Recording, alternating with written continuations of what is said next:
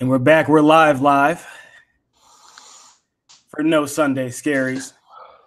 You got to grab your drink, water, beer. We like to sip a little beer for the weekend to roll into Monday because we ain't afraid of Mondays over here. That's why it's No Sundays Volume 2 edition. No Sunday Scaries. No Sunday Scaries. How's everybody doing out there? How you doing, Sterling? Not bad, man. How about yourself? I'm good. We got a big college football talk that we got to break down. Let's do it. Let's get into it. College football is right around the corner. Can we talk about this Vin Diesel look you have going on right now? Camps are just kicking up. It's not Vin Diesel look. I mean, if there's anything, Vin Diesel got the look from me because I'm just out here just suited and booted with the workout plan. That's all that is. Ain't no hate. Don't hate the play on this one. Hate the game. How can you be suited and booted in a tank? Because that's the suited and you said I'm Vin Diesel. Vin Diesel's look probably is with no sleeves, which means he's suited with no sleeves, which means I'm suited and booted. That rationale, I guess, makes sense. It only makes sense because you live in Florida, but yeah, I mean it's 95 degrees out here. Well, I'm not. You gotta have a tank going. I'm with that. If you don't have tanks in Florida, then you're just losing in life. I don't know what you're doing with your life if you don't rock a tank down here. But big college football. Top 25 coaches poll came out this past Thursday. We'll get the breakdown of it. Obviously, the major news that everybody's really talking about, aside from Urban Meyer, is Jalen Hurts coming out, not holding back and saying his thoughts and his feelings on the whole QB situation going down in Tuscaloosa. Yeah. Yeah, what'd you think about that? First off, what'd you think about? I mean, it seemed like he just kind of like they've been trying to keep him away from the media, and he just kind of jumped up there. What do you think about that? I think he should have been transferred. First off, that's just me. The writing is on the wall in Tuscaloosa, so that's my first thought. But I feel for him. I mean, if no coaches came to him and said, "Hey, how do you feel about this? What are your thoughts?" This is the way we're going to handle it. This is the way we're going to talk about it. So if the media approaches you, this is the angle we're going to roll with. We know what the situation is in our meeting room. But if you don't do that, and he is your starting quarterback and star quarterback, I feel for him on that one. And I understood his frustration with the whole process of things. So I was Team Jalen in his interview. It's tough, man. He's led him to back-to-back national championships. He's done everything right. You can argue some of the on-the-field production has not been where you would think it should be for a player of his caliber and coming in as a 5-star and everything, that all the tools that he has. But yeah, it's tough. The thing that I think that we all want as any athlete is you want your coaching staff to come to you, and be direct. And tell you exactly what's going on. And that's what the exit meetings in the end of the school year are for. It's what the summer workouts are for, to be able to lay out and say, hey, this is where we see you fitting in with this current team. And the fact that Nick Saban and his offensive coaching staff has not done that seems surprising, right? But it's also, what do you do? What if the tough thing I think for Nick Saban is you have this guy that's managed the games and brought you to national championships, and you know that he can do that, but your offense isn't as explosive as it could be. And you've got this guy that's sitting there, and we've seen flashes, right? We've seen flashes in blowouts, and obviously the national championship game, right? That we think can go out there and be this stud quarterback that Alabama has never had, right? But what if he goes out and throws 3 interceptions in a game? Like, you have Jalen Hurts to go back to. It's a weird situation that they're trying to play, and which sucks for both players. So you said he didn't put the stats up, and I do agree with that. But at the same point, he's only lost two games. Yeah, but we can be real, right? Alabama, I could have been the quarterback at Alabama. They probably would have lost 2 games. Do you know what I mean? Like, they're amazing. They're amazing on the defensive end. All he does is manage his games. Okay, go ahead. He was so explosive. All right, so the first year with Kiffin, hella explosive because Kiffin had the right game plan. He's an offensive mastermind, and got him in the right situation. So stats were were I won't say out of this world, but were very good stats, very really respectable stats. And then Jalen's feet also brought the extra element that Alabama's never had. So from production standpoint, I mean, boy was fire his freshman year. So his sophomore year, you hear the grumblings because his accuracy hasn't progressed like you would hope it would in his second year. And now you have the grumblings and the light boo birds coming out because you're not hitting that 15-yard out like you should be. So, I mean, but that's the thing, though, right? Like there's no discounting the fact that as a quarterback, he has not progressed the way that we thought he would. He's a sophomore.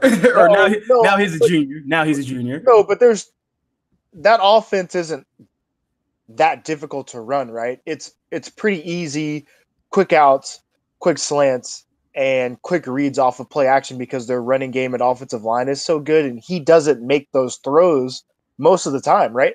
I was just watching the national championship game being replayed, and I mean, there's so many throws that are they're not these complicated. He's got to go a 5-7 step drop, step up in the pocket, evade, and make a play. Like these are throws that he's landing on his third step or fifth step, and the ball should be out, and he's overthrowing people, throwing the ball towards the ground. Guys are having to make really tough catches. Like, do you know what I mean? And he's surrounded by all this talent. That's where it's difficult. Is the talent around him is exceptional, but you don't see him progress, which then makes the offense very stale and very stagnant in ways. Okay, so on that though, let's just be real. Let me break out the barbecue towel because I'm about to get real on you real quick. All right, brother.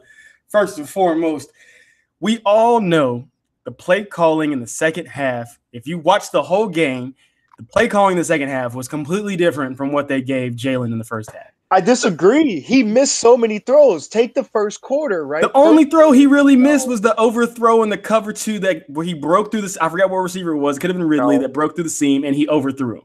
That was his worst throw of the day. No, his worst throw of the day is their first drive. They're going in for a touchdown.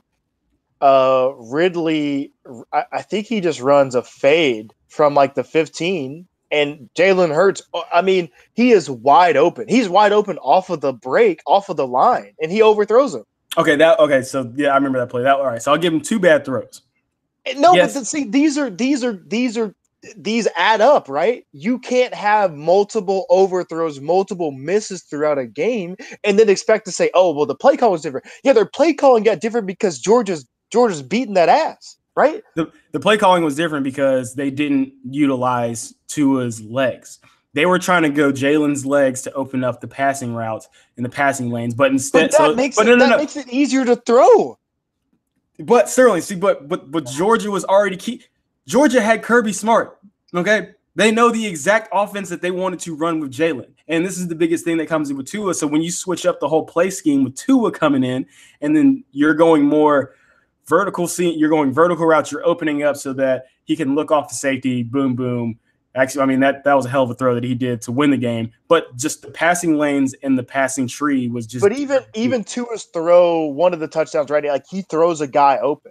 Jalen Hurts doesn't throw people open, right? Remember Tua scrambling, he throws the ball in the back of the end zone. There's two guys there, and he throws his receiver open. He throws that ball. That's a hold on. Oh, wait a minute. Yep, talk to me. He did not throw him open. What? The receiver he was going for, it went over his head, and then Ridley corrected it and kept running and caught the ball. Or was it Ridley? I don't think so. That's the thing, right? No, I disagree. It was a bad pass, good decision. He threw it in traffic, and one of his players made a play. We'll pull it up right now. I disagree. I know. I remember seeing it point, but I was like, oh, he was going for Buddy in the front, but he got lucky that what's his name was coming in the back of the end zone and caught the ball. Because he wasn't throwing it to him at all. He threw up the ball. I think even the announcer said something about it. Like he was just throwing it up, and then it got caught. This is the thing that I think you're going to see with Tua being I think we all assume, right, he's going to be the quarterback. Is that? Oh yeah, definitely. he puts balls in better positions for guys to go make plays. When you have playmakers, I'm gonna watch it right here. He has the ability to throw people open and make plays that other people don't. So even the first touchdown, right? They're down 13-0. He comes in, start the second half, right? The guy, it's a simple in breaking route, and he puts the ball right on him. Right now, the touchdown you're talking about, right? Georgia comes back, he scrambles, and He's then going to again, his left. going to his left. To me, he throws that ball to a spot. I Right. just watched it again. He Throws was it to. he was going for another receiver though. I don't think he was. I think he throws that ball to a spot, knowing that the guy on that he's going to is going to break off and make that play. Jalen Hurts doesn't ever do that. Here's the thing. Right? I agree with that. I agree with that. Jalen does. I agree. I mean, there's no doubt about it. Tua is the better passer, and that's why I said the writing's on the wall. He's the better quarterback. I get that, but Okay. I'm just not. I'm not knocking Jalen, saying that he didn't put up the numbers that we expect him to, and yeah, he had some shortcomings in the short game. But let's not act like this dude with those missed throws was having them lose games. The games were closer and they weren't dominating, but they were still winning. He was Tim Tebowing his way through.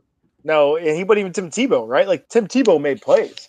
Jalen Hurts did not make enough plays in the passing game. When you start missing easy throws on first and second down now, right, instead of you having a first down or having a 2nd and 1 with your running game, it's now 2nd and 7, 3rd and 6, 3rd and 8, right? Because you're missing these quick, easy throws, and now it's putting you in a position where your offensive coordinator doesn't trust you to make the throws that you should be making. And so that's to your point of why the offense looked different in the second half, because their offensive coordinator trusted my man Tua to come out and throw the ball like you should be able to throw the ball as an Alabama quarterback. He didn't trust Jalen to do that. See, here's the difference. If they would have, I would have loved if they would have kept the same game plan or same plays that they were doing with Jalen. So first down, you're doing a read zone, or you're going with the RPO. So instead of that on first down, now you're doing a traditional IZE, or you're going inside zone, or you're going an outside zone, but it's a dedicated handoff. No questions about it. You're not putting Tua's legs into the frame. And then so it's second down, it's a definite either 2nd and 8, 2nd and 7, or instead of a possible second and 10 or 2nd and 9, or even a loss with having to handle with that exchange. And then your game plan opens up, your play action opens up a lot better, because it's a better running game, in my opinion, that you have with that type of play calling. And then he can make the throws. Everybody knows Tua can make the throws, which is awesome. But I just feel like they didn't give Jalen the same game plan. They switched the game plan completely up in the second half. So Tua is going to be the starter. I get that. I was happy that Jalen said what he said, but it's writing on the wall. I think Jalen should just transfer. He should go to FAU back with Lane Kiffin. Yeah, I mean, his best season, right, is with Lane Kiffin. Lane Kiffin's creativity, ability. I mean, Lane Kiffin can call a game, right? But yeah, it's tough. And again, no reason why the Alabama staff should have allowed him to be in front of the cameras like that. Just why, Craig? Right, 3 weeks before the season starts, and why do that? Well, I don't think Jalen didn't say anything bad. He just voices frustration. He's just like, no one asked me how he felt about stuff, and then he voices frustration. I think he did it in a respectable way. He's not creating controversy. The controversy's already been created because the coaches didn't say anything, and they just let the media run with it. So he's saying he's going to be here. That's what he was hurt that Nick Saban thought that. I don't know if Jalen's going to be here, but Jalen's dedicated to be there. So I think he wants to get his degree and then leave. And then once that option's done, he'll have however many offers to come back in and play with another team. And I think he should go to FAU because Lane Kiffin had him set up perfectly. I mean, sure, but he's not an NFL guy, right? Like, you don't see him progressing to being, as athletic as he is, he's got a great arm, very smart young man. But to me, right, I don't see him as an NFL guy. I mean, I would take a guy that just will use another transfer. I would take Jacob Eason over him as an NFL guy. Yeah, and Eason's going to have to sit out for Washington. So if we break down the top 25 list, we got, obviously, number 1 is boom, boom, Alabama, in the coaches poll that came out. So Alabama's number 1. You got Clemson number 2, Ohio State number 3, Georgia 4, Oklahoma 5, Washington 6, Wisconsin 7, Miami 8, Penn State 9, Auburn 10. Notre Dame's at 11, Michigan State's at 12, Stanford's at 13, Michigan 14, 15 USC Trojans, 16 TCU, 17 Virginia Tech, 18 Mississippi State, 19 Florida State, 20 West Virginia, 21 Texas, 22 Boise State, 23 UCF, 24 LSU, 25 Oklahoma State. A couple of those are ranked pretty high. A little too high. Some people shouldn't be in the top 25. Who do you think is rated too high? I don't think Florida State should be in the top 25. And just because they lost Jimbo? I mean, they've still got the recruits there. Still got Francois comes back off the injury, right? Yeah, then you had the freshman that looked okay last year, right? I mean, he had some ups and downs. Yeah, Blackman. But just from how that team played overall, and I get that there was probably distrust in the locker room from what they thought the coach, from the coaching staff a little bit. But they just didn't. They overall didn't play like a top 25 team. When you have to fly ULM, University of Louisiana Monroe, back up here to play a game that they're paying them $700,000 because obviously it's a gimme game, but they did it because they didn't qualify for a bowl game. And technically they still shouldn't have qualified for a bowl game because the regular season date actually ended. But that's a whole technical minutia type thing you have to go through. But they didn't play like a top 25 team. And I don't think, even though they have recruits, that's banking high on freshmen playing as a true freshman. I didn't think they should be in the top 25. UCF, that's fine. Losing Scott Frost is pretty big, but they bring back a pretty good offense. Defensively, they're missing a lot of key starters. Yeah, I mean, I was going to say defensively, right? They lose a ton of people off of that team that goes undefeated and beats Auburn there, and you lose your coach to Nebraska, which does that. I don't know what that Nebraska's been so up and down. You thought Nebraska joining the Big Ten, they were going to make a splash. They haven't. Yeah, so they should have never left the Big 12. No, right? It's such from a money perspective, it probably has worked out for them, but from a program perspective, you thought Nebraska would at some point try to come back, right? Yeah, and they haven't. Miami is probably much more advanced than they are in terms of where their program is. They are going to be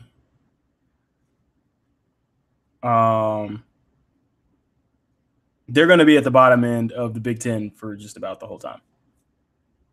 I think it's going to. They need to leave. They need to go back to the Big 12 because that's just the style of play, and I think that not even style of play. It's just the players that they bring in. It suits them better to be in the Big 12 instead of being in the Big 10. But yeah, with Jimbo coming into the SEC.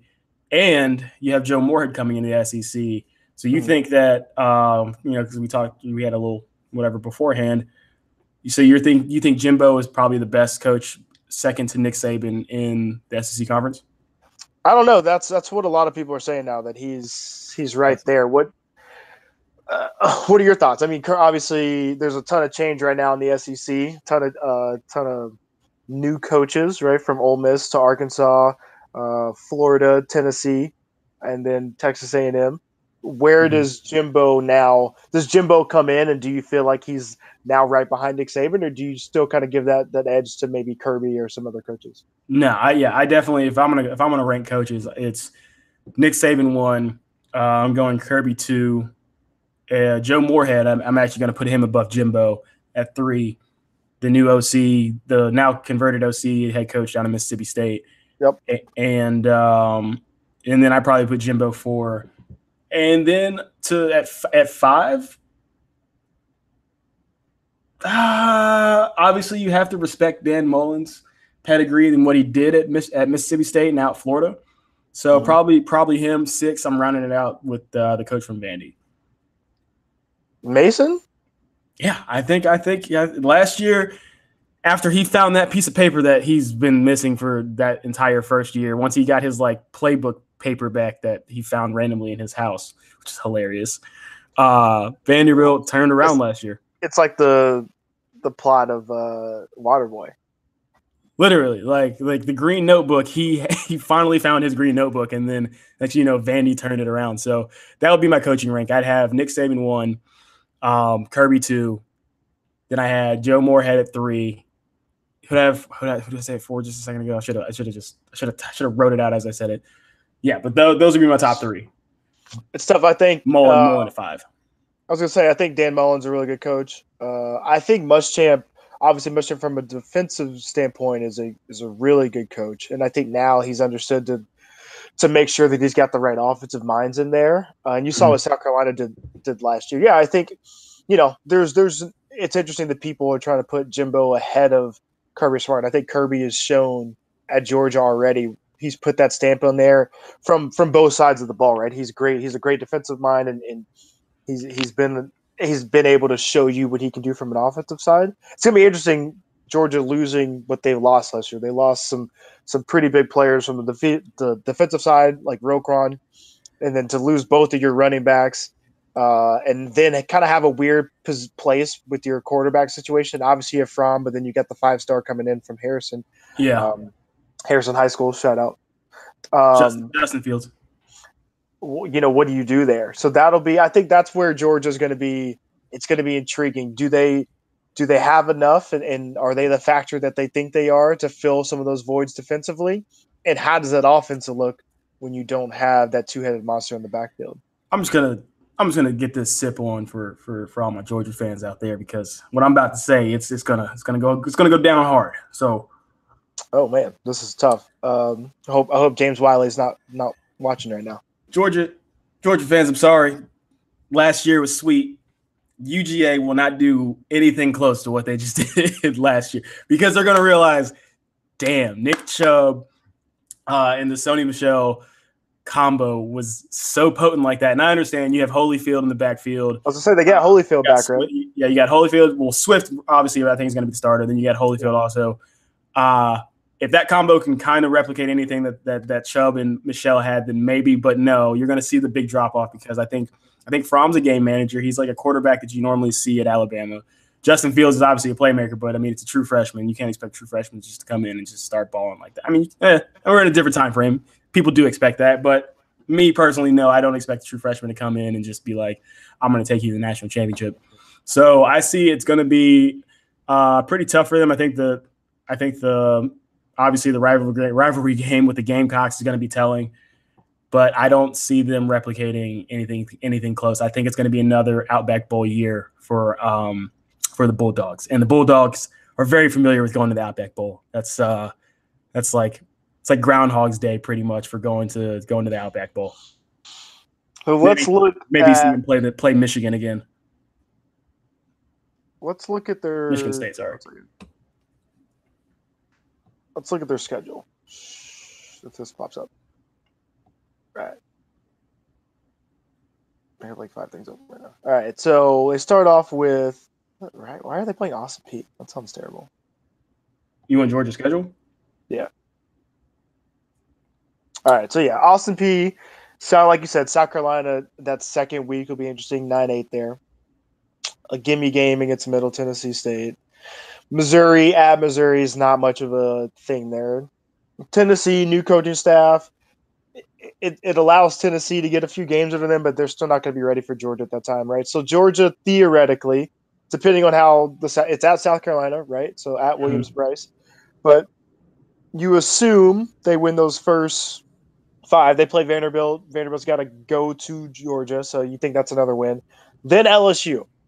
Right? And what is LSU at that point? Has LSU figured out what they're doing offensively? Again, they lost Darius Geis, which is a big thing. Yeah, and that's always a no for LSU in offense.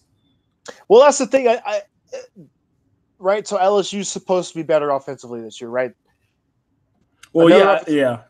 A second year under their offensive coordinator, a good recruiting class from an offensive standpoint the last 2 years.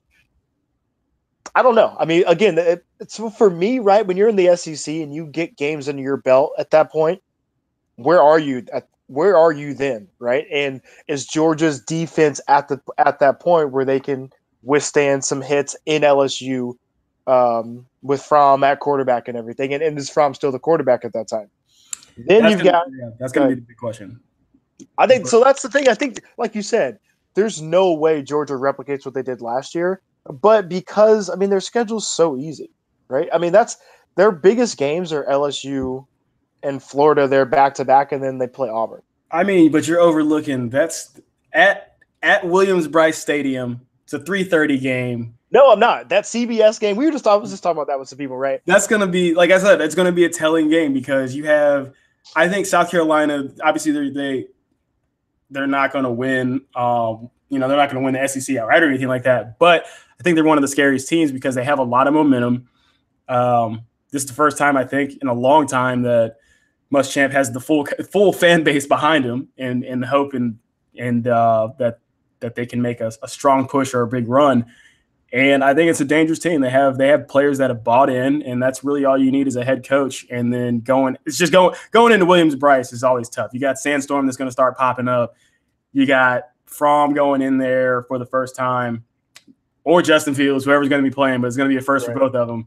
And then you have a non-veteran backfield as well to go along with losing Wims on the outside Wims on the outside. That's on the Bears. So there's a lot of question marks for UGA, and I think that's going to be a big test for them. And one of our viewers, Ralph McDonald, shout out, love it.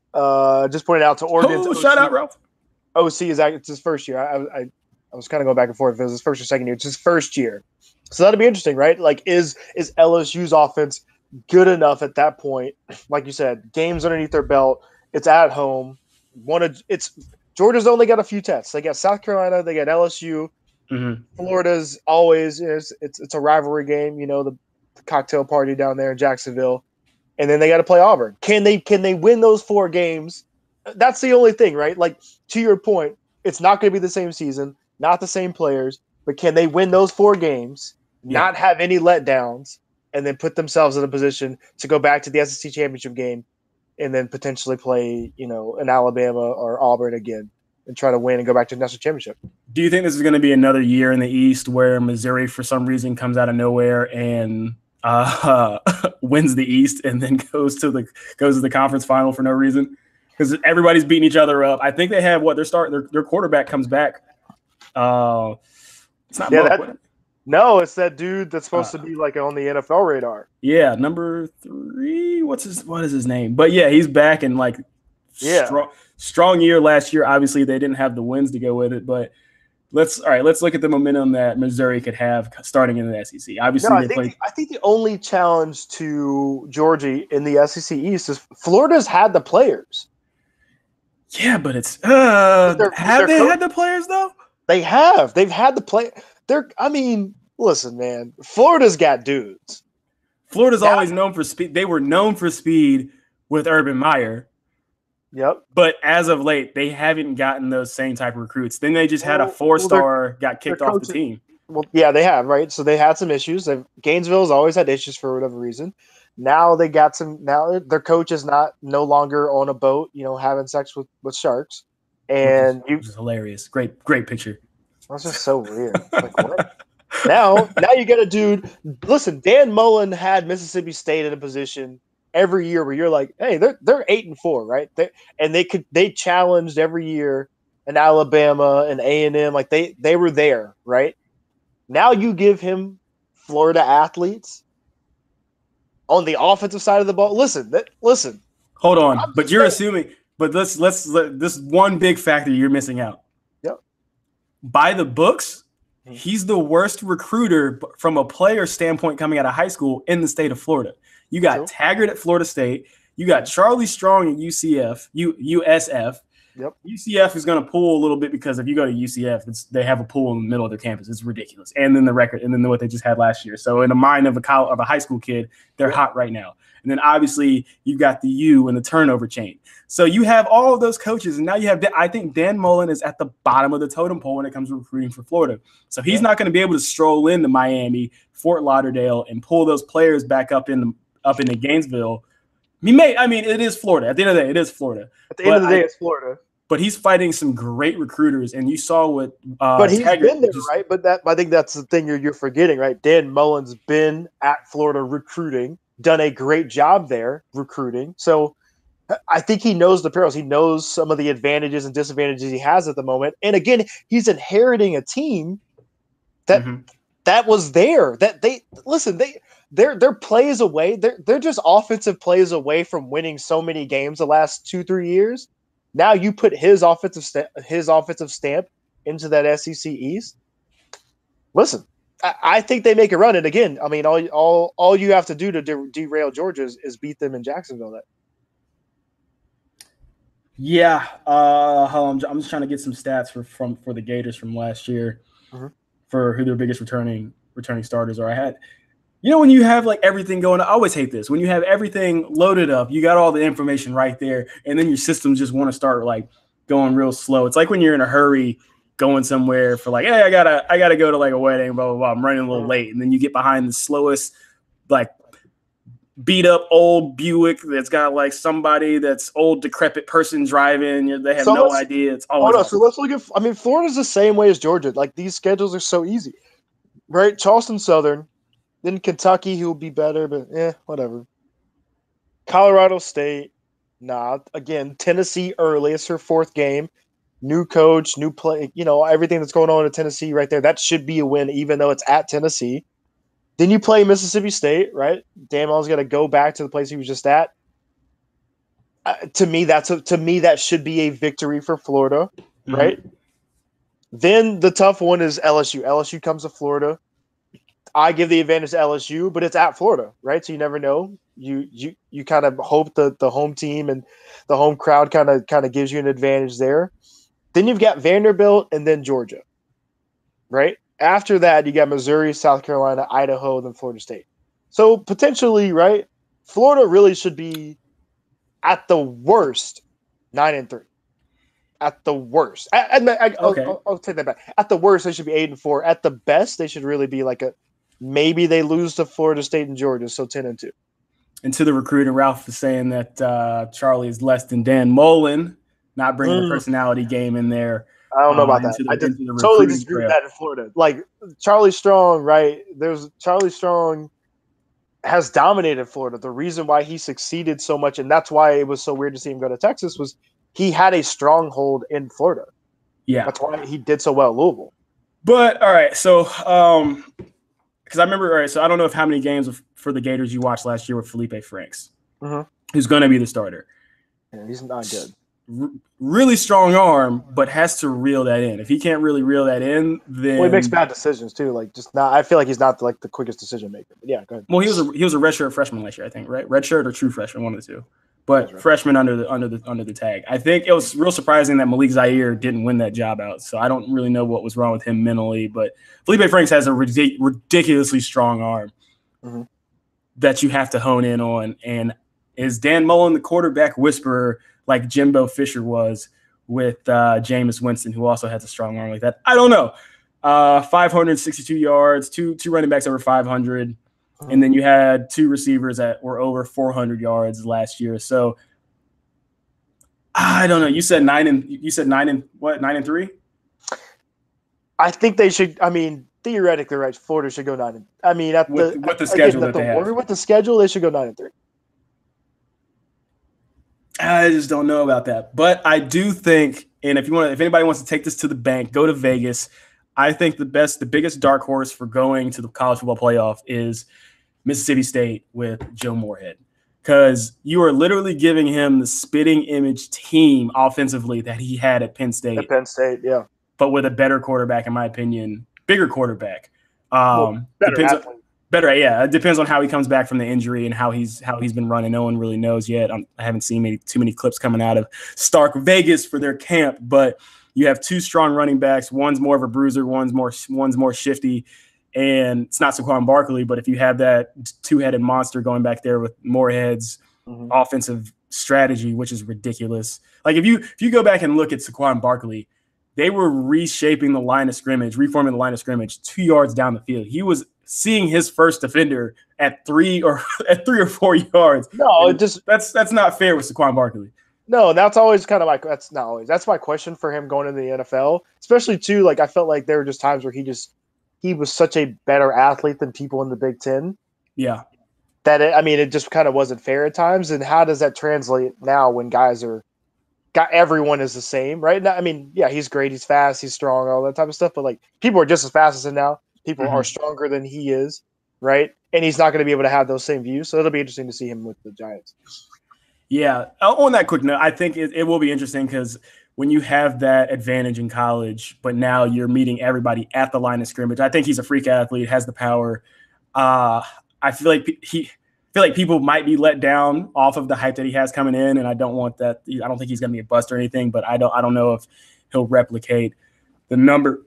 I'm not, you won't get close, but have that same type of running success that he will have. But the cool thing that they can do is you shift him out to the out wide and then bring a receiver in. Next thing you know, you have him lined up against an outside linebacker. That's a win-win situation right there all day, every day, 10 out of 10. So that's going to be good. Going to be exciting to see for Saquon. But, yeah, start Vegas down there, boy. Joe Moorhead's about to have them running wild. Well, I mean, you saw, right, what he did. What he was able to do at Penn State was pretty impressive, right? And they also started to get some of those athletes in there that can rival against Ohio State and Michigan and Michigan State. And then they put something together offensively that I don't think we expected. And Penn State obviously has benefited from it. So I know we are SEC country, but we're not going to just keep it just like how they have it on ESPN and everybody else. Let's take it around the league. Let's start it with the AAC, the American Athletic Conference. Right. What about? I don't. Let's go with the outlook. Why are we talking about that? Let's go with. We got to go with conference outlooks real quick, man. We can't just go SEC all day every day, then throw in the ACC at the tail end of it because those are the only two conferences that everybody talks about. Anyways, let's talk about everybody. There's 120 plus teams out there. We want to show love to everybody. Nah, let's ACC. be real. No, let's. I could give you a quick breakdown. Right. The only AAC, no, ACC. Yeah, I don't know why you're saying that. The only conference that really matters is the SEC, right? Because most likely, depending on what happens with Urban Meyer and Ohio State, your national champion is probably going to come out of the SEC. I think UCF would beg to differ, but continue. Now, the true national champions for 2017 season. There's only two teams you really worry about within the ACC, and that's Clemson and Florida State. Florida State with a new coach, with a different philosophy. What does that mean? Right? What does that mean for their quarterback controversy? Like, who do they play? I think Florida State has a ton of questions. And Clemson, as much as I do not like Dabo Swinney and think that he is a fraudulent person. I appreciate it. The UConn guy is going to run this podcast with the American Athletic Conference with our true national champions. Sorry about that.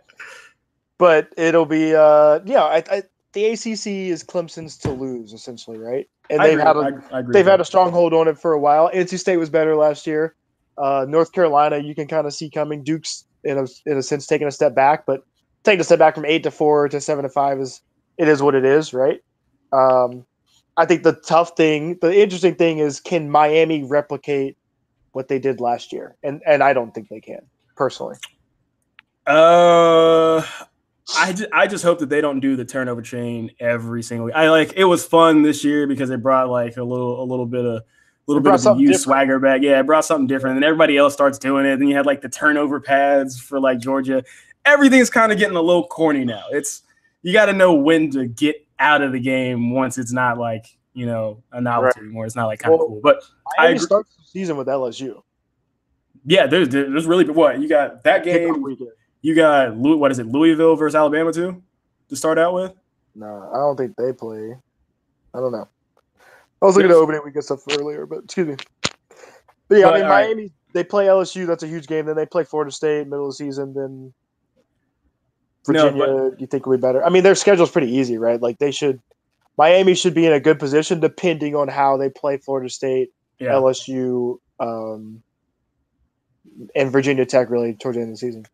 All right, so I agree with you that this is for the ACC at least, it's Clemson's to lose, and for the American Athletic Conference, why are we talking about them? It's Central Florida because it's football, Sterling. You talk about everybody. All right, we don't just leave it up to one. We don't just talk about one conference.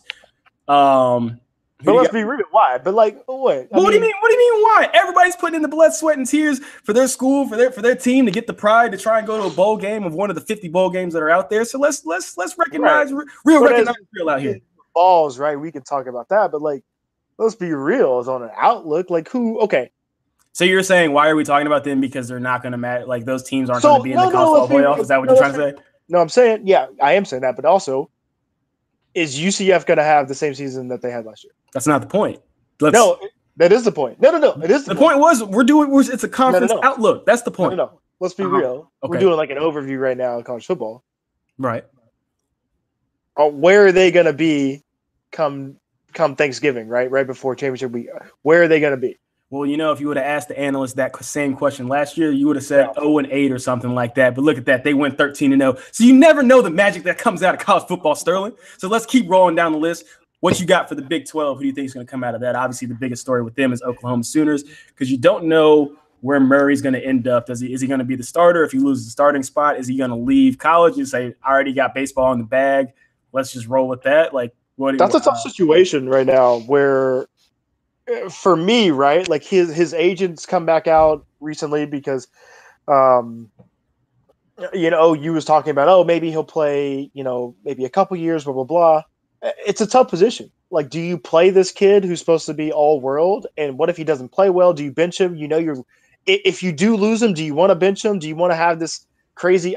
It's a weird position. And I think his agent coming out and saying he's only playing 1 year makes it really difficult. At that point, it's like, well, do you really even want to play college football for that 1 year? Because at that point, it's like you might as well just go play baseball, right? Yeah. If I'm him, I mean, obviously, there's no other feeling than being the man on a gigantic campus that's right. College football crazy, and everybody loved the experience. But it's like, dude, you have what was his signing bonus like? 7 or like 5 to 7, something like that. Yeah, I think 5 something. Yeah, I mean, it's slotted, but yeah. Like, Buddy just needs to get up out of there. And then last 2 questions for the Big 12. How long does Rhett have for the Baylor Bears before you're going to start hearing, all right, we should turn this around? Obviously, he's going into his second year. You had the scholarships coming away from the team. He had to kick so many players leave or off the team. So it's a whole new image for the Baylor Bears, whether that's for the perception for the university and just the team itself. So how long do you think he has before things? A long time. Okay, that's good. He's got a long time. I mean, right? Like, no one wanted that job. That was it's a difficult thing to discuss, everything that happened previously. Right. No, I think he's got time. And I think the university understands that you have to, like you said, you have to rebuild everyone's trust from a outside perspective before you can even really begin to think about your program. And I think it all kind of goes in one, right? As you put these ideals in place, you put people in place to do the right thing, and then you've got to then focus on football. And I think that's what he's trying to do. And it didn't help Josh Gordon coming out last year saying he was smoking and drinking every single day, or pretty much showing up drunk to practice, and for the Baylor Bears image. And then same question for the Longhorns. Obviously there's a lot more pressure with Herman there. If he goes, listen, that's a tough one. If he only gets 7 wins this year, do the boo birds start coming out, and is the hot seat starting to get a little bit, or is the seat getting? Yeah, I mean, you got to win at Texas, right? Like straight up. And there were points last year where you were like, man, they just don't. It seems like it for whatever reason, right? Texas has had they haven't gotten the right recruiting class lately. They don't know what they're doing at quarterback. They go, they're going back and forth. It seemed like they had 2 different offenses last year as well, right? Kind of from the read and also the spread. Mm-hmm. I don't know. You've got to win at Texas. You got to win quick. And the Charlie Strong era was different, right? Because I think there were some racial things at play as well. So he's got to win more than 7 games this year. I think if he goes 8-4, he's cool, and everyone's looking towards 2019 and seeing what Texas can be. But yeah, I think if he wins 7 games, or God forbid 6, that could be tough. Yeah, I think Ellinger is going to be the outright starter, obviously, because he can bring the element of running that Buechele couldn't do. But I think Buechele's arm. But Buechele to me is better. Yeah, his arm was stronger, and he had better precision passes from what I can remember. Yeah. But for what they want to do with their offense, it seems. But their line is so bad that the tough thing with Buechele is, even though he's like a pretty good athlete, like their offensive line was so bad at points last year. There's so much pressure. Like, you have to you can't run this like really cool spread offense because your offensive line is so bad, right? Yeah. Then you have Colin Johnson, 700 yards last year. I think he had like a one-handed highlight that dropped like in spring ball or something like that. It was a dope catch. So Going to be tough for them. Obviously, they traveled to Maryland for the first game, and I think Maryland got their quarterback back, right? That got hurt in the beginning of the year last year. Oh yeah, I forgot about that dude. Yeah, because Maryland should have been a lot better last year, but the quarterback got hurt. The next thing you know, everything went downhill with them. Then they go to Tulsa. Then they're at US. Who did they put it on last year? Was it Miami or somebody? Like No, Texas? they put it on Texas. Texas, right? Yeah, they put it on Texas, and then that's when everybody was like, this Herman hire is looking a little skeptical right now. But Texas starts off in Maryland, then they go to Tulsa. Shout out to the AAC. Then they go to USC. Then they start conference play with TCU. Then at Kansas State with old ass Snyder, who I don't know how much longer he has left there. But he's a good coach. It seems like they're going to let him run it out until he wants to put it up. You know. Yeah, I'll never forget that one of my former coaches was saying how like they practice so hard. Lockett before like he went to the combine and all that type of stuff. He obviously didn't run as fast at the combine, and then goes to Seattle and like starts tearing it up. And it's quote unquote from this source, and he was like, I didn't run fast because my legs were so dead during the season. And then when I actually got to like Seattle, my legs like got back to me and people saw how fast I was. Like because he would have put up better numbers. But when your body's just so run down during the year, you're practicing because they do full pad practices. Like it is old school as it can get. So he's got the old school mentality. But like you said, I think he's just going to run it out until whenever. Yeah. Then we go to your conference, Big Ten conference. Yep. We'll just start with your school, Indiana Hoosiers. What do you think they got? I mean, where do you think they'll finish? We won't get too specific, but where do you think they'll finish? Middle of the pack or at the bottom, towards the back? You're not going to be lower than Rutgers. Well, God no. If you're, God, Rutgers is so bad. No, I think we'll be in the middle of the pack. I hope we will. So Indiana showed flashes last year. Indiana showed flashes offensively. I think the tough thing is defensively. What you see, what happens in places like Indiana is when you start missing guys, when guys start missing games, and you don't have that depth. I think they've added a little depth to the defensive side. Obviously, offensively, we lost a few people, but I think IU will be in the middle of that. I hope we will. Yeah, I felt bad for my boy. Shout out Rich Legault. He was the starting quarterback that kept it close versus OSU to start the year, and then got pulled for Peyton Ramsey. But he put up. I mean, for what you guys run, I mean, he can run. So Ramsey put up 200 yards rushing, just over 1,200 yards throwing. Yeah. Yeah, it's just for what your offense is. You want to throw the ball a lot, but you also having that option that your quarterback can get outside the pocket and be mobile because Legault was, he's like 6'6", but he's a pocket passer. Yeah, and he wasn't in a rhythm throwing the ball last year, and you just had to do something different. Had to make the offense move. So y'all started out at FIU. Sorry about that. No, I was going to say similar to our boy Tua and Jalen Hurts. Which Jalen Hurts will be at FAU by the start of next year. But you guys go FIU, UVA, Ball State, then you start out in Michigan State. Speaking of Michigan State. Yep. Do they need to have a mass exodus of all their coaches since the trainer incidents, since the trainer conviction? I don't want to. Not even going to speak his name. I've had this thought for a long time now. Like it seems like everybody at Michigan State enabled this person to be a predator, and how, obviously some people have lost their jobs, but how some people either are in jail or we have. I mean, I'm sure that I know there's investigations still going on, but it seems like it's interesting that people, it seems like a lot of people up there knew. And the more that we can find out of people that did know, like you said, I think Michigan State has to kind of in a way start over. But you've got coaches that have been there a long time. Tom Izzo, it looked like Tom Izzo was going to get not even caught up. It's like it looked like Tom Izzo knew stuff last year. Somehow he still has a job. Same thing with Mike D'Antoni or Mark D'Antoni or D'Antoni, whatever his name is. That's a weird thing, man. That makes me feel really uneasy with some of those people still having jobs. Yeah, because you did get the air that everybody knew, and then it just created a culture that we're just kind of let things slide until I guess shit hits the fan, and then boom, it hit the fan. So you do get kind of weirded out talking about the coaches that are still there, But coach that could be gone if he doesn't beat the Ohio State University, and he also doesn't eat or chicken because it's a nervous bird, which is a hilarious quote. Hilarious. Harbaugh at Michigan. So I talked to a Michigan fan the other day, and she was saying that she does. I mean, she lives in Ann Arbor, is born and raised there, and everything like that. Like, I think born and raised there. She was saying no. She was saying like no. People love him so obviously, unless they just have this really bad year.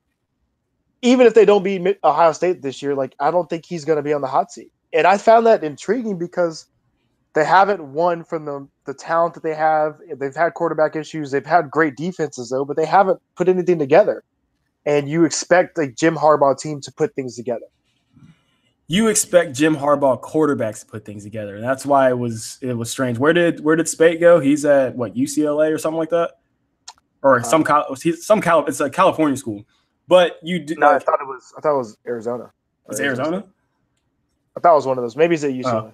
Well, I know it's a Pac-12 or out west school, but that's the one thing that's kind of been crazy is that quarterbacks haven't gotten together, and he's really the QB guru. So if Shea Patterson can put it all together, he's at UCLA. UCLA, okay, yeah. So if Shea Patterson can put it together, obviously with the Don Brown led defense, Don Brown is one of the best, probably the top 3 D coordinators in the country. Yep. You're just surprised. Like they were killing South Carolina to start the bowl game, and then you turn it off because you're like, oh, this game's over, and then you come back and USC wins the game. So, well, that's good to hear that he's people in Ann Arbor love Harbaugh, and he's not truly on the hot seat for anything.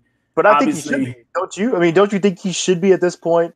Hasn't beat Ohio State, hasn't really progressed. Let's not use progress. The Michigan is on the map, right? They're on the map because of Jordan, because of all this other stuff. But from a football perspective, you don't expect them every year to be top 10. You don't expect them to be in the college football playoff. And that's where Michigan thinks they should be. And that's why they brought Jim Harbaugh to Michigan. Listen, this is the thing with Michigan. Michigan is the Dallas Cowboys of college football. Because your history was so good, you expect that history to run course with whatever you do in the future. Right. Y'all were good in the past. Good. You were good in the past.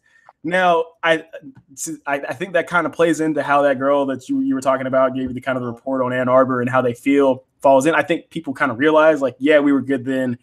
We're not going to be national champions every year, but you still have a strong around the country fan base that thinks that like, oh, if we're not in the college football playoff, like Harbaugh's been here. This is his 4th year that he's going on. Yeah. And we haven't hit the college. We haven't hit the college football playoff. Look at what Kirby Smart did. He took Georgia already to the national title game. So it's like Michigan just needs to realize that you could get there eventually, but that's not where you're supposed to be. So let's just stay in our lane over here. That's my personal opinion. So their fan base nationwide is the Dallas Cowboys of the NCAA. So that's the only thing that's kind of frustrating with them. So for me, right, we're I know you're kind of going around the league. I mean, the biggest thing that's going to happen is what happens with Urban Meyer. And if Urban, I agree, to me, should be fired. Don't know why he's. I think the only reason to me that maybe he's not fired is just legality, right? Like they're just going through paperwork, maybe. Right? What else? What other reason would he not be fired right now? Why would he be fired? Okay, all right. Let's. No. All right. We're gonna hit Urban, and then we got the Pac-12 to finish out. Right. Tell me, just from everything that you've seen, evidence-wise, of why he should be fired.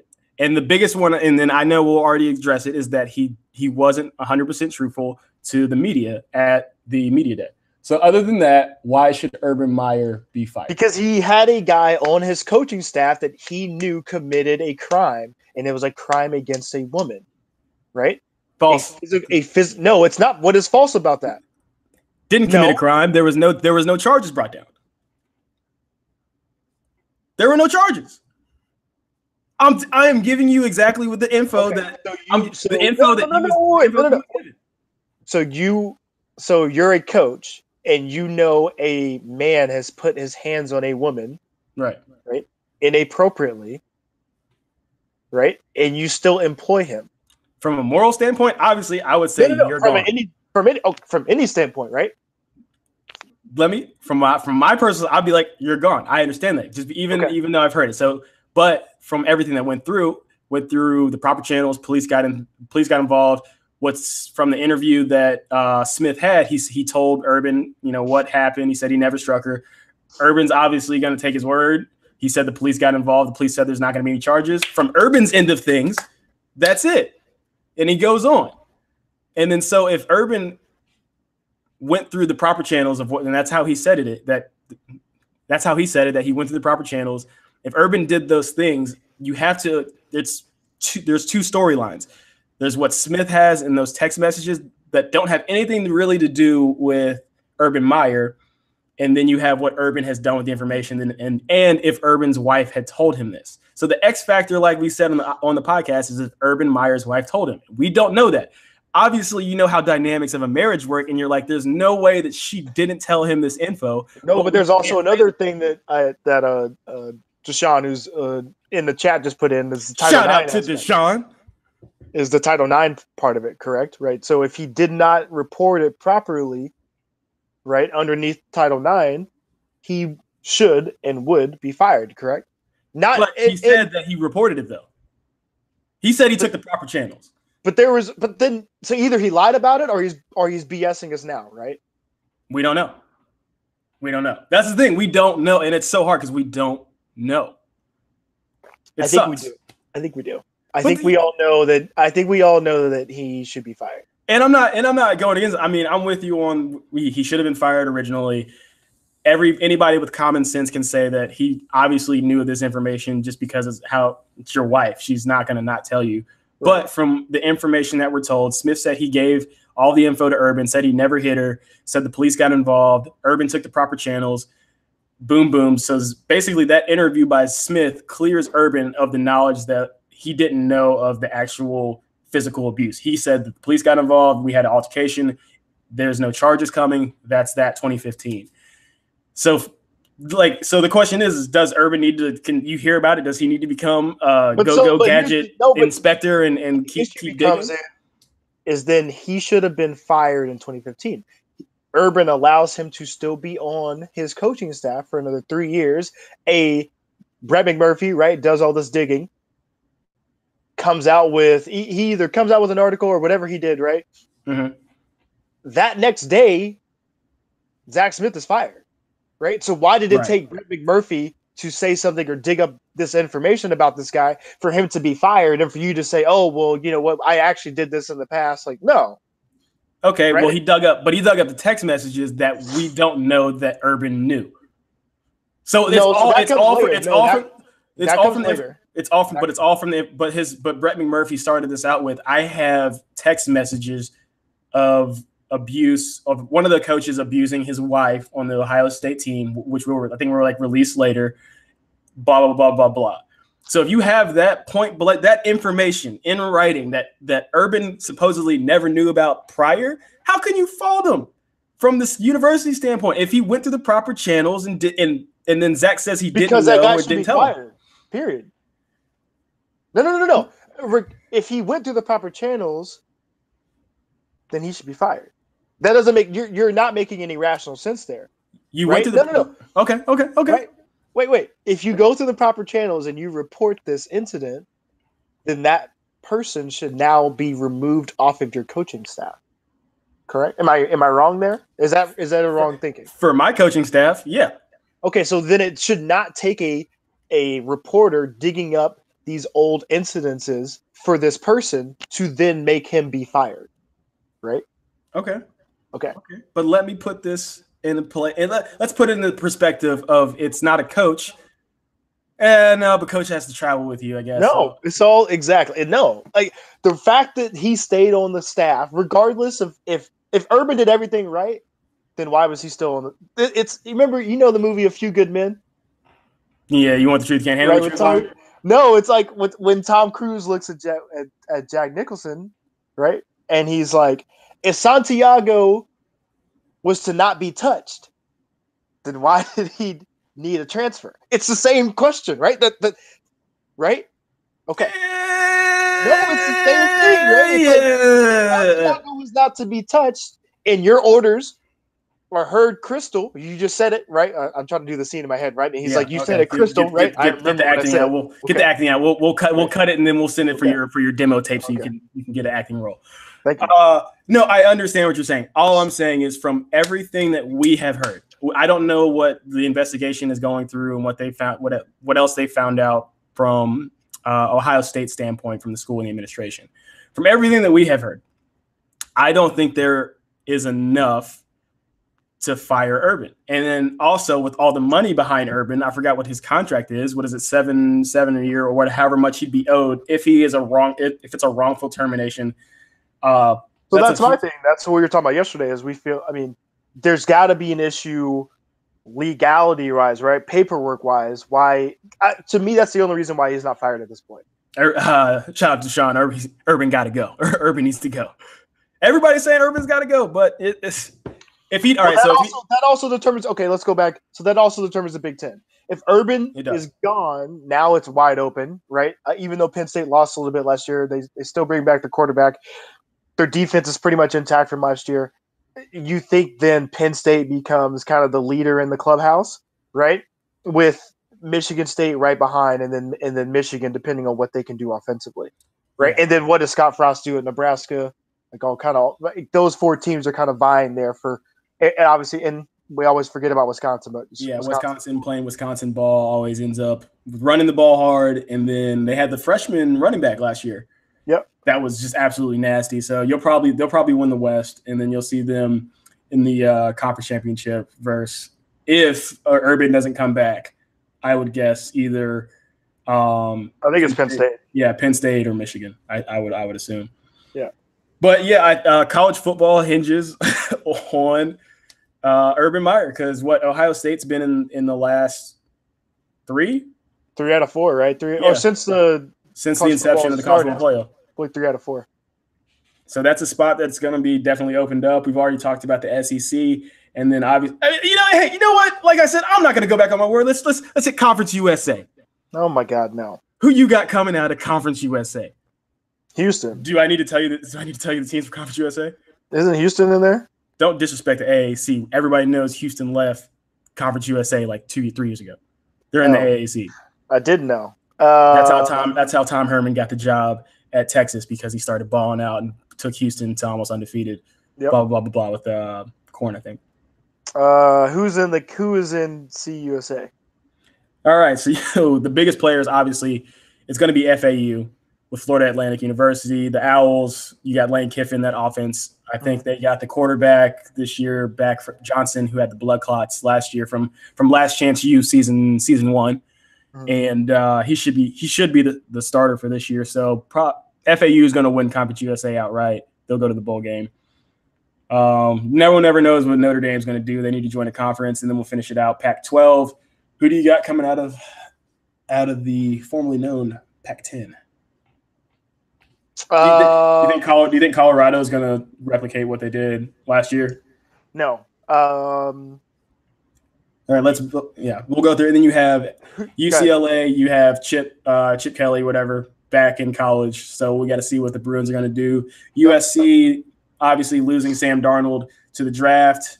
I think that helps them. Like, he was terrible last year. Well, let's be real. The comeback wins that he had were dope. That's obviously why he got drafted so high. No, he got drafted so high because he's a prototypical quarterback. Has nothing to do with comeback wins help you, right? But he is from a physical standpoint, a prototypical NFL quarterback. Yeah, he is, but you can't discard what he did. What was what night game was that where he drove him back down? They won, and then obviously you have the Rose Bowl. But to me, he's kind of like no slander of Matt Ryan, right? He put them in that position to be down. He had like 3 picks that game, and then he drives them down. Boy be throwing picks left and right. Right. So, no, he got drafted because of his physical stature, the fact that he can throw the football. He had a great, kind of sophomore season, right? And then struggled last year a little bit. But no, for me, right, USC talent-wise is still at the top. I think Oregon kind of came back last year, but obviously the Tiger was there for a year, and now he's at Florida State. So kind of what does that mean? But USC's got a tough schedule. They play Stanford second week of the season, then Texas. You don't know where Texas is going to be at that point. Washington State, yeah, right. Then Arizona, like you said, is Colorado. Does Colorado take that step consistently from last year from what they did? And then they kind of rounded out with Utah, Arizona State, Oregon State, Cal, and then UCLA and then Notre Dame. So we're here in you got Washington. Ralph was thinking Washington too, but what's his name can't play this year, right? Easton has to sit, or did he? Yeah, was he able to work out? Well, he might get lucky because I don't know if the legislation went through for transfers not having to sit out the year. I think that was like a low key story that didn't get a lot of pub for the NCAA transfer rule. But once he is eligible, if he can't play for this year, yeah, I think Washington takes the cake for the North, and then they'll be playing in the title game or the conference title game every year, pretty much. Washington State's always interesting just because Mike Leach is so weird, but they just put up numbers, but their defense is terrible. Yeah, that's what I mean. It doesn't, yeah, and him also sharing conspiracy theory. I think he's hilarious. He's hilarious on Twitter. So who do you have as your Pac-12 winner? Yeah, it's either Ralph just said Washington. I'm going to go USC. I think they're going to come back and I think USC with the talent that they're bringing back should beat Washington. Well, shout out to Charlie Strong as well. If he can, the Arizona Wildcats will definitely be happy with an 8-win season because Texas A&M fans apparently need to go to the college football playoff every year, which makes no sense. That's also another delusional fan base that we'll get into in the next pod. Should we talk about Arizona State having your boy? You play to win the game. Oh God, I forgot about Herm. Oh, I almost got out of the Pac-12 without talking about Herm Edwards, and then not even knowing that they're the Sun Devils in his opening press conference. And he didn't know that he had to travel and do recruiting. He was saying this is a lead job. From personal experience, just real quick for them, we had Paul Pasqualoni that came in from the NFL back to college. Yep. If you try and run that same NFL system in your locker room, you're going to lose every single player. I hope he twists. He seems like he's more self-aware. So I hope Herm does well. Herm Edwards does well. But I completely forgot about him. So who's your champion, way too early champion to crown right now for the national title? Yeah, of course. You got to go with Alabama. You got to go with the old faithful. But I'm gonna give you a team that I think will kind of sneak in there this year. Mm-hmm. If Kyler Murray plays, I'm gonna say Oklahoma. Ooh, okay. It's a big pick. That's a good dark horse pick. Mine, obviously, Bama's the number one, but I think I don't know. I just have a strong feeling in my gut. I think Mississippi State might do something special.